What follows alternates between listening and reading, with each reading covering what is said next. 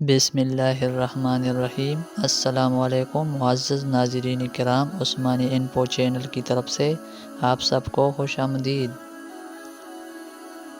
خواجہ صوفیہ کو آیا صوفیہ کی عظیم مسجد کے نام سے بھی جانا جاتا ہے اور خواجہ صوفیہ کا چرچ استنبول کے ملک میں واقع عبادت گاہ ہے۔ یہ چرچ ابتدائی طور پر 360 میں تعمیر کیا گیا تھا۔ خواجہ صوفیہ کو ماضی میں کئی بار منہدم اور دوبارہ تعمیر کیا جا چکا ہے اور یہ استنبول میں پن تعمیر کی بہترین عبادت گاہوں میں سے ایک ہے۔ خواجہ صوفیہ کی تعمیراتی تاریخ۔ خواجہ صوفیہ کو ابتدائی طور پر شہنشاہ قسطنطین نے تعمیر کیا تھا، تاہم خواجہ صوفیہ کا ابتدائی کردار عبادت گاہ کے طور پر نہیں تھا، بلکہ اسے یونانی چرچ کے لیے ایک باسیلیکا کے طور پر پیش کرنے کے لیے بنایا گیا تھا۔ چرچ کی تعمیر کا کام 360 میں شروع کیا گیا تھا۔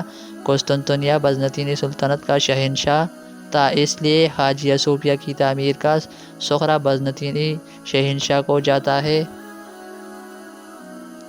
ابتدائی طور پر خواجہ صوفیہ کو لکڑی سے بنایا گیا تھا اور چھت مکمل طور پر لکڑی سے بنائی گئی تھی، تاہم جلد ہی چرچ کو جلا دیا گیا کیونکہ اس وقت کے شہنشاہ اراکیڈوس کے خاندان میں سیاسی تنازعہ کی وجہ سے فسادات ہوئے تھے۔ جس سال یہ واقعہ ہوا وہ 404 تھا۔ اس کے بعد شہنشاہ اراکیڈوس بادشاہ کے عہدے سے سبکدوش ہو گئے اور شہنشاہ تھیوڈوسیوس دوم نے اس کی جگہ لی۔ اس نے خواجہ صوفیہ کو دوبارہ تعمیر کیا اور سال 415 میں نیا خواجہ صوفیہ مکمل کیا۔ پچھلی خواجہ صوفیہ کے برعکس نئے میں 5 ناپ اور یادگار داخلی دروازے تھے، تاہم اس جگہ کی چھت اب بھی لکڑی سے ڈھکی ہوئی تھی۔ ایک صدی کے بعد خواجہ صوفیہ ایک بار پھر نکاح بغاوت کی وجہ سے لگنے والی آگ کی وجہ سے جل کر راکھ ہو گیا۔ نکاح بغاوت شہنشاہ جسٹینین دوم کے خلاف کی گئی تھی، جس نے 527 سے 565 تک حکومت کی تھی۔ جب شہنشاہ جسٹینین دوم نے خواجہ صوفیہ کو جلاتے ہوئے دیکھا تو اس نے بیسیلیکا کی تعمیر نو کا حکم دیا، تاہم اب حالت اتنی خراب تھی کہ انہیں خواجہ صوفیہ کو گرانا پڑا۔ خواجہ صوفیہ کو تباہ کرنے کے بعد شہنشاہ نے 2 مشہور پن تعمیرات اسیڈورس اور انتیمیوس کو ایک نیا بیسیلیکا بنانے کا حکم دیا۔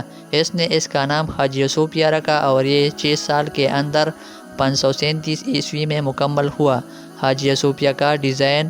خواجہ صوفیہ کے ابتدائی ڈیزائن اور موجودہ خواجہ صوفیہ میں متضاد فرق تھا۔ خواجہ صوفیہ میں آرتھوڈوکس بیسیلیکا کا مرکب ہے اور اس میں ایک بڑی گنبد والی چھت اور 2 نارتھیکسز کے ساتھ نیم گنبد والی قربان گاہ بھی تھی۔ نئے تعمیر شدہ خواجہ صوفیہ کے گنبد 6 پروں والے فرشتوں کے موزیک سے ڈھکے ہوئے ہیں، جنہیں عام طور پر ہیکسا پٹریگون کہا جاتا ہے۔ نئے تعمیر شدہ خواجہ صوفیہ میں اصلی خواجہ صوفیہ کے مقابلے میں نئی خصوصیات تھی۔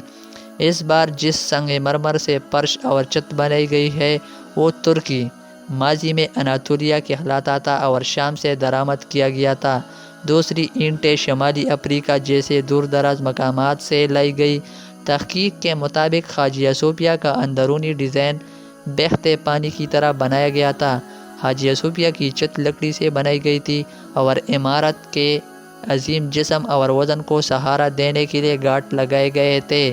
اس کی وجہ سے وزن میں عدم توازن پیدا ہو گیا اور ڈھانچہ اپنے وزن کی وجہ سے تقریباً منہدم ہو گیا۔ خواجہ صوفیہ کی عمارت تیزی سے مکمل ہوئی اور اس کی وجہ سے کچھ عرصے بعد دوبارہ گر گئی۔ اس کے بعد معماروں نے گنبد کو زنجیر سے سہارا دے کر اپنی جگہ پر رکھنے کا سوچا۔ اس سے کچھ مسائل پیدا ہوئے اور وزن کے مسئلے کی وجہ سے عمارت دوبارہ گر گئی۔ آخر کار اسیڈورس اور انتیمیوس عمارت کی چھت کو اسی طرح سہارا دینے میں کامیاب ہو گئے جیسے یہ اب ہے۔ اس بار یہ زیادہ مستحکم تھا اور اس کی وجہ سے یہ ڈھانچہ 1500 سال سے زیادہ عرصے تک قائم رہا۔ ایک اور اچھی بات یہ ہے کہ خواجہ صوفیہ کے بیٹھنے کی منصوبے کو 2 سطحوں میں تقسیم کیا گیا تھا۔ سب سے اوپر اور نیچے نشستیں تھیں۔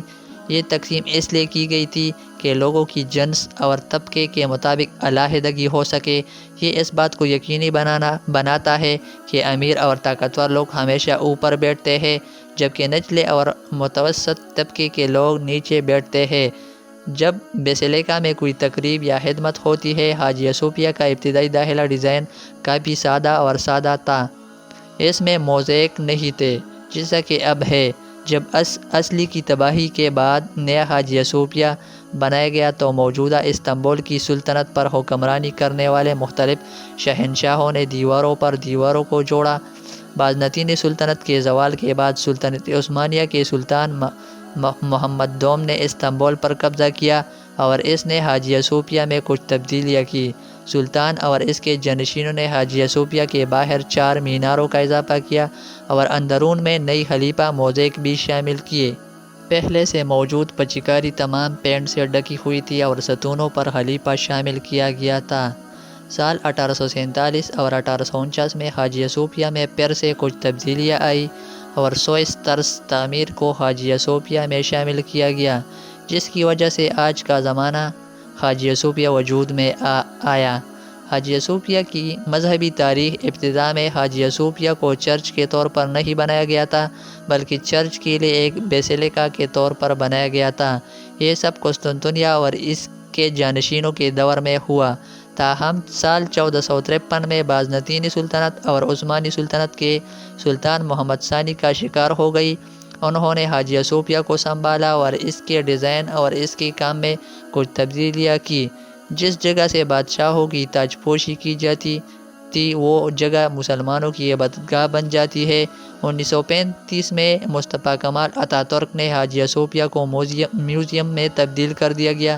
حاجیہ صوفیہ کو 1885 میں یونیسکو کے عالمی ثقافتی ورثہ کے طور پر تسلیم کیا گیا تھا، جس نے ثقافتی اور تعمیراتی معجزے کے طور پر اس کی عالمی اہمیت کو اجاگر کیا۔ 2020 میں رجب طیب ایردوان نے حاجیہ صوفیہ کو دوبارہ مسجد میں تبدیل کر دیا گیا۔ اگر آپ کو یہ ویڈیو پسند آئی ہے تو مزید ایسی ویڈیوز دیکھنے کے لیے ہمارے یوٹیوب چینل عثمانی انفو کو سبسکرائب کرنا اور ساتھ ہی گھنٹی کے نشان کو دبانا نہ بھولیے۔ ہمارے یوٹیوب چینل پر آنے کا شکریہ۔ والسلام۔